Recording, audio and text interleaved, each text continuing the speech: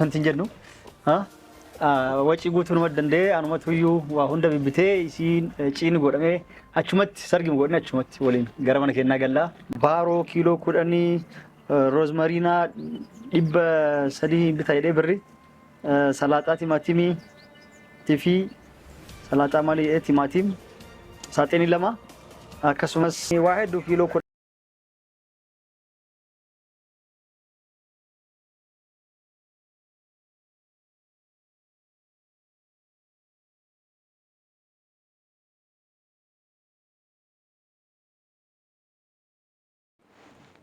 Yooyaa ashama harka fuunee kabajamtoota fi hordoftoota koo akkam jirtanii fayyaa qabdanii annagaan qaba galata rabbii.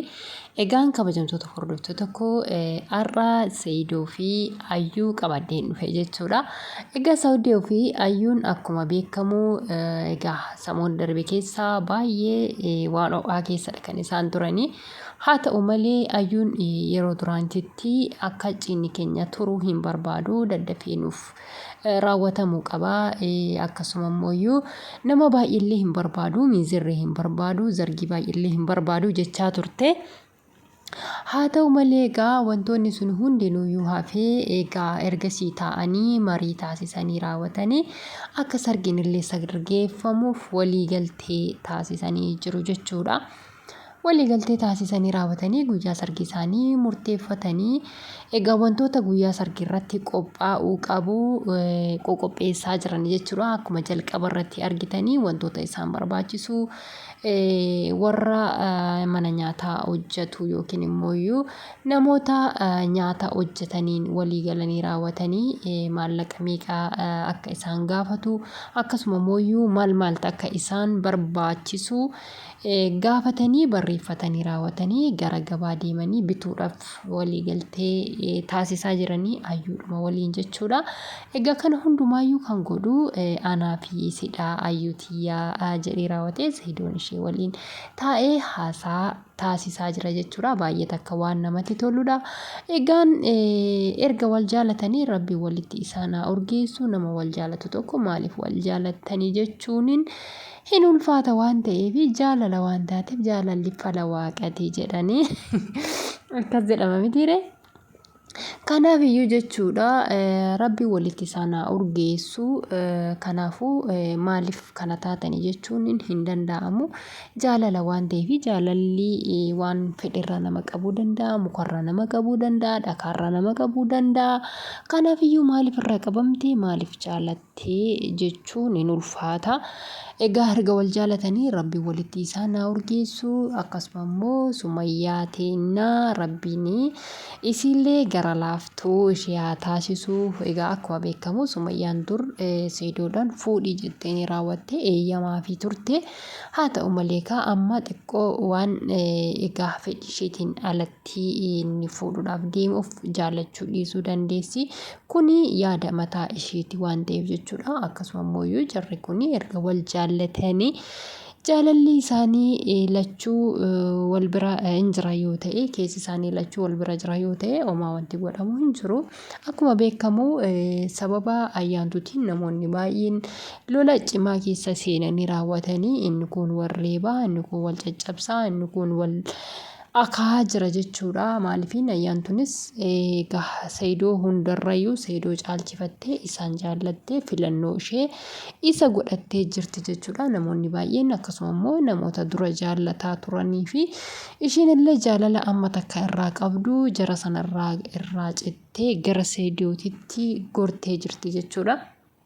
Kanaaf iyyuu amma Saidoonii gara gabaa deemanii wantoota isaan barbaachisu shunkurtii hagam akka isaan barbaachisu ataakiltii adda addaa hagam akka isaan barbaachisu sangaan hagam akka isaan barbaachisu akkasittiin gabaarra deemanii raawwatanii bitaa turanii. Akkasumas sangaallee bitanii jiranu. Sangaan 2 bituu qabna jedhanii sangaallee 2 bitanii jechuudha. Akkanatti fakkaatutti sargiin baay'ee dilli kan jedhedha natti fakkaata. Kanaaf iyyuu waaw maashaallah rabbiin isaaniif jaallatu. Wajjin oolchee isaanaa bulchuun isiniin jedha walitti isaanaa urgeessu. Haa ta'u malee jechuudha iddoo kanarratti Yommuun Sumayyaadhaaf deebii akkas deddeebisuuf wayii argeetiniin ture garuu maaliifiin wanna fedhillee haa taatuti isiin haadha manaa hangafaadha. Haa ta'u malee immoo yoo haadha ilmoo isaatii haadha ilmoo isaa kana maaliifiin akkuma isaanii seera isaanii keessatti iyyuu haadha manaa lammataa hin fuudhu erga ta'anii isheen jalqabaatis isheen lammataa dhuftus qixuma tokkoon ilaalamuu qabdi ijuma tokkoon ilaalamuu qabdi akkasuma immoo haati manaa jalqabaa sunillee qeeqamuullee hin qabdu miidhamuullee hin qabdu waan haati manaa haaraan dhufte yookiin immoo waan haati manaa haaraan jirtuuf yookiin immoo waan isii kana fuudheef waan isii kana jaallateef isii sana miidhuu hin qabu. Haa ta'u malee iyyuu akkuma inni jedhetti iyyuu sagalee isaa keessatti bakka baay'ee irratti kanan arge ani gaafa si bira dhufee luka kee irratti si kufee dhiifama si gaafadhee akkuma haadha manaa kooti akkuma koo kan durii adda kee irra si dhungadhe si araarfadhaa jedheeni waan bareedduu takkadha jechuudha viidiyoo akkasittiin hojjetee fi yemmuu deebisuu fi hedduu takka namatti tole jechuudha. Haa ta'u malee immoo yemmuu wantoota adda addaa qeeqa adda addaa dubbatamu namatti ulfaata jechuudha. Namoonni baay'een immoo jechoota adda addaa kan fayyadamanii jiranii jarri kun dhugaadhumaan wal jaalatu yoo ta'an wal jaalatanii jiru wanti nama galchu tokko illee hin jiru jechuudha. Sumayyaan homaa gochuu hin dandeessu erga wal jaalataniin booddee homaa gochuu hin dandeessu. Tokkoffaa shari'aan hin eeyyamaa fi mucaa kana hanga 3 moo hanga 4 fuudhuu danda'a jechuudha. Lammaffaa immoo of danda'ee raawwatee maallaqa qabaatee jara kana jiraachisuu danda'a taanani wannuma nama galchuuyyuu hin qabu jechuudha. Nama isa kaan waanuma galchuuyyuu hin qabu sababni isaa namni kun of danda'ee raawwatee erga maal maqaan isaa erga bulchuu danda'ee isatu danda'a waan ta'eef isa tabbaa manaati waan ta'eef jara lachiif iyyuu ishee kanaafis ta'e ishee sanaafis ta'e isa tabbaa manaati isatu bulchuu danda'a ilmoo isaa isa guddifachuu danda'a isatu waan barbaade gochuufii danda'a jechuudha.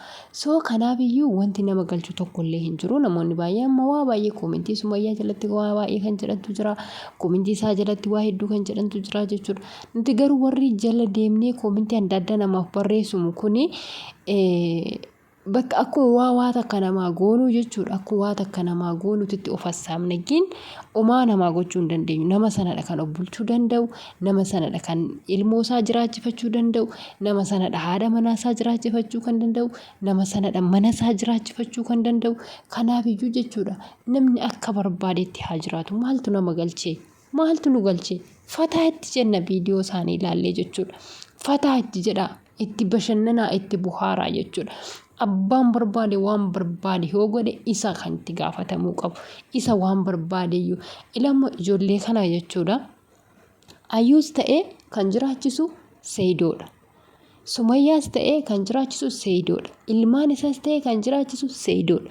Kanaaf iyyuu nama isaan kan maaltu galche erga inni danda'e jechuudha. 2 miti 4 5 fuudhe maaltu nu galche?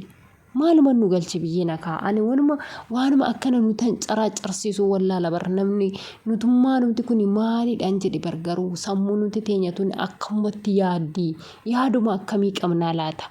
Dhugaan isiniin jedha bar dhugaa rabbii dhugaan isiniin jedha.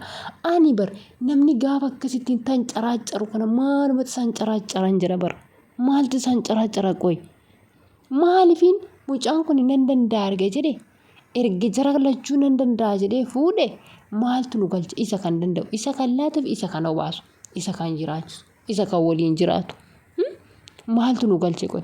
Mucattiinis erga jaallatte kalaas nama 90 faana akka saree asiifachi fiigurra nama tokko qabatanii raawwatanii jaalala erga waliif qabaatanii jaalalaaf kabajaa waliin jiraachuutu caala jechuudha. Wallahi dhugaan isiniin jira bar dhugaa jaalalaa fi kabajaan nama jaallatan sana faana waan barbaadellee maaf hin taane nama sana faana jiraachuudha jechuudha. Namoonni meeqatu jira fakkeenyaaf amma mucaan kun iyyuu Seeyidoonumtiyyuu jechuudha. Mucaadhuma kana piraankiillee haa godhuuti. Amma gaafa piraankii godhe sana hin kabalte mucayyoon kun jechuudha. Hin kabalte guutti lafuma buuste. Osoo dhiira takkaate jechuudha.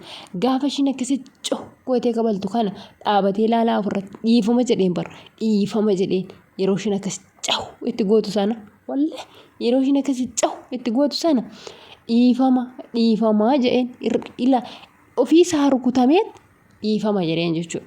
Dhiifama jedheen nama sammuu qabu jechuudha.